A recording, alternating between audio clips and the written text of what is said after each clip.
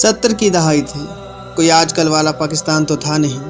اس نے کراچی میں موجود امریکی لائبریری میں قدم رکھا اور پڑھنا شروع کر دیا۔ وہ پیاسا تھا اور علم پیتا چلا گیا۔ کچھ ہی سالوں میں انجینئرنگ میں ٹاپ کیا اور امریکہ چلا آیا۔ کام کام اور بس کام۔ وہ اپنے خاندان میں واحد گریجویٹ تھا، اکیلا خوش نصیب جسے ملک سے باہر کام ملا اور واحد کفیل۔ کام کے دوران اس کی ایک وائٹ امریکی مارگریٹ سے شادی ہو گئی۔ ترقی پر ترقی، اپنا گھر، اپنی گاڑی، بینک بیلنس، وہ منزلوں پر منزلیں طے کرتا چلا گیا۔ کافی سالوں بعد وہ آج اپنی بیوی کے ساتھ پاکستان لوٹا۔ سن 83 کا زمانہ تھا، سب لوگ خوب خوش ہوئے، مگر ایک ضروری کام سے کمپنی نے واپس بلا لیا۔ بیوی کو پاکستان چھوڑ کر ایک ہفتے کے بعد واپس آنے کا کہہ کر وہ امریکہ روانہ ہو گیا۔ 26 گھنٹوں کے طویل سفر کے بعد اس نے رات کی تاریکی میں نیو یارک میں موجود اپنے گھر کا دروازہ کھولا اور بستر پر آ کر اوندھے منہ لیٹ گیا کہ صبح کام پر پہنچنا تھا۔ اس نے بمشکل تمام 6 بجے کا الارم لگایا۔ صبح اس کی آنکھ 11 بجے کھلی۔ وہ کافی دیر تک حیران و پریشان گھڑی کو دیکھتا رہا۔ اس نے چھلانگ مار کر بستر سے اٹھنے کی کوشش کی، مگر یہ کیا!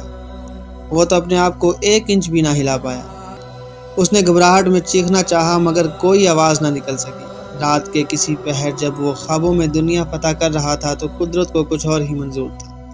اسے فالج کا اٹیک ہوا اور صبح تک اس کا جسم، اس کا چہرہ اور تمام عضلات کسی بھی قسم کی حرکت سے معذور ہو چکے تھے۔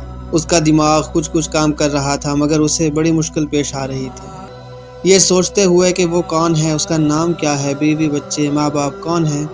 وہ سب کچھ بھولتا چلا جا رہا تھا۔ یادداشت کا کھونا بالکل ایسا ہی ہے جیسے کوئی قسطوں میں خودکشی کرے۔ ہلکے ہلکے، رفتہ رفتہ، مدھم وہ تمام لوگ جن کے ہونے کو ہم زندگی کہتے ہیں دماغ سے رخصت ہوتے چلے جاتے ہیں۔ دل میں رہتے ہیں مگر دل تو احساسات کا مجموعہ ہے، شکل کو نام اور صفات تو دماغ دیتا ہے۔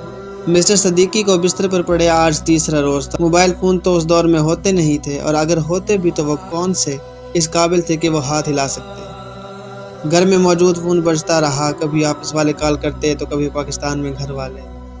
اتنی بے بسی تو شاید مردوں کو بھی نہ ہوئی ہوگی کہ انہیں کم از کم اس بات کا تو سکون ہوتا ہوگا کہ وہ مر چکے ہیں۔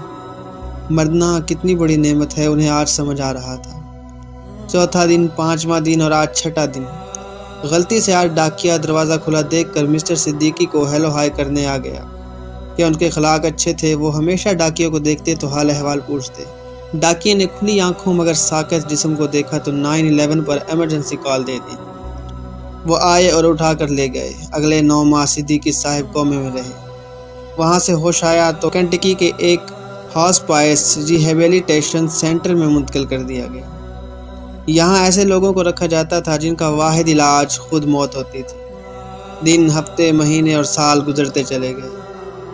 بیوی نے سمجھا کہ کسی اور کے ساتھ گھر بسا لیا اور اسے بھول گئے۔ اس نے بھی کہیں اور شادی کر لی۔ بہن بھائیوں اور رشتہ داروں نے سمجھا کہ پیسے کی ہوس نے تمام رشتے ناطے توڑنے پر مجبور کر دیا۔ باپ نے سمجھا کہ بیٹا امریکی زندگی میں مصروف ہو گیا اور گھر والوں کی خیریت لینے کا وقت نہیں ہے۔ وہ ناراض ہو گیا اور اسی ناراضگی میں کچھ سالوں بعد باپ کا انتقال ہو گیا۔ ماں پھر ماں ہوتی ہے، وہ آخری وقت تک انتظار کرتی رہی کہ ایک دن اس کا بیٹا ضرور واپس آئے گا۔ اس نے مرتے وقت بھی وصیت کر دی کہ جب بیٹا آئے تو اس کی قبر پر ضرور لے آئیں۔ آج اس واقعے کو 33 سال اور 4 ماہ ہونے کو آئے ہیں۔ مسٹر صدیقی آج بھی بولنے کی سکت نہیں رکھتے مگر تھوڑا بہت کھا پی سکتے ہیں۔ پچھلے چند ماہ سے اس سینٹر میں ایک پاکستانی آتا ہے، اس کا نام شاہد ہے۔ شاہد انہیں دیکھتا تو اسے شک گزرتا کہ یہ پاکستانی ہے، مگر ایک کلین شیو بوڑھے کو دیکھ کر اندازہ لگانا مشکل تھا۔ بول تو وہ سکتے نہیں تھے۔ آج مسٹر شاہد کو ایک ترکیب سوجی، وہ گھر سے پاکستانی چکن بریانی لے گئے اور مسٹر صدیقی کے سامنے رکھ دی۔ مسٹر صدیقی کے پورے جسم میں صرف آنکھیں بولتی تھیں۔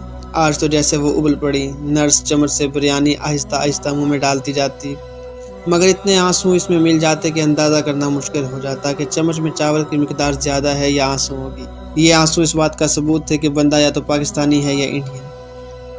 شاہد نے مریض کو گلے لگا لیا اور دونوں نہ جانے کتنی دیر تک روتے رہے۔ اگلے 6 ماہ شاہد نے سب پتہ لگا لیا کہ یہ شخص کون ہے، مگر اب 33 سالوں بعد فیملی کی تلاش ایک مسئلہ تھی۔ اس نے ان کی تصاویر کھینچ کر فیس بک پر لگا دیں۔ 2 ہی ہفتوں میں ان کا مسٹر صدیقی کی گزشتہ بیوی اور بہن سے رابطہ ہو گیا۔ اس ہفتے مسٹر صدیقی اپنی بہن سے امریکہ کے ایک ہسپتال میں ملے۔ نہ کچھ بول سکے اور نہ ہاتھ ہلا سکے۔ ہاں مگر آنسو تو کم وقت ہیں، فالج میں بھی نکل آتے ہیں۔ آج رات شاہد سوچ رہا تھا کہ آدمی غرور و تکبر کس بات کا کرے۔ چلتے ہوئے نظام میں سے قدرت نے ایک آدمی کو بنا موت کے 33 سال کے لیے نکال کر باہر رکھ دیا۔ وہ جو سمجھتا تھا کہ اگر وہ کام نہ کرے تو کھائے گا کہاں سے، اسے بھی بٹھا کر بلکہ لٹا کر 33 سال کھلاتے رہے۔ صرف بندہ اپنے آپ کو دیکھ لے، ان تمام بیماریوں کا اندازہ کر لے جو اپنے جسم میں ساتھ لے کر چلتا ہے، اور ان میں سے کوئی نکل پڑی تو وہ کہیں کا نہیں رہے گا۔ غرور و تکبر آنسو بن کر یہ بہہ جاتے ہیں۔ چینل کو سبسکرائب کریں۔ بہت شکریہ۔